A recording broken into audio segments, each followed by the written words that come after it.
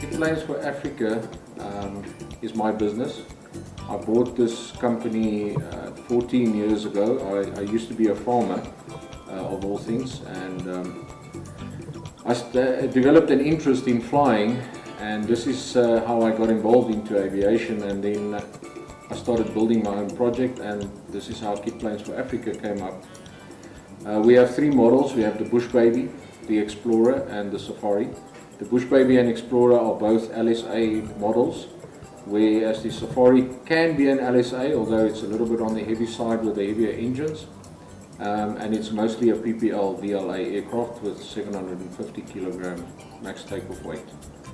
So at KFA we manufacture basically the whole aircraft ourselves.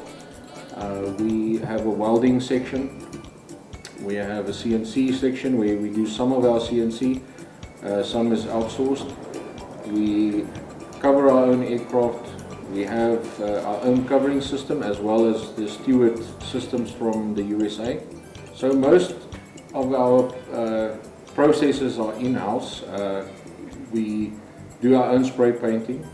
We do engine installations, avionics installation, our own covering systems, and customers can order kits from us or production built aircraft. So we are diverse when it comes to the production of the aircraft. We have a German certification for the Explorer, 600 kilogram. We're still working on the South African certification, and the Bush Baby has a South African certification. So the Safari is also still in the process. We've been busy with that for quite some time with civil aviation, and we hope to complete this project soon. An aspect that is very important to me in the business is training, staff. You know, staff is the key to an aviation manufacturing organization. Aviation is different than automotive and these other manufacturing facilities because everything is done by hand. Very few things in aviation can be automated. So staff training is very important to us. We focus a lot on in-house training. All welding at Kitplanes for Africa is done in-house. Our main or chief welder, Joseph, he is a certified aircraft welder. Joseph is responsible for overseeing all the other junior welders under his command or supervision. And Joseph is also the one that is responsible for making new jigs, and once we develop a new product, we obviously have to develop the product and then make some jigs for that. Mario is the production on the floor production side.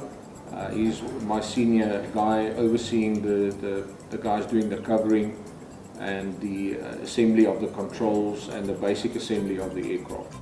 The fiberglass and finishing are two separate sections in the factory. Fiberglass is overseen by Ronald. Ronald is a highly experienced composite laminator, and he's responsible for making new molds. The spray painting and finishing go hand in hand. The spray painting shop is also under Mario's supervision, same as our chief spray painter.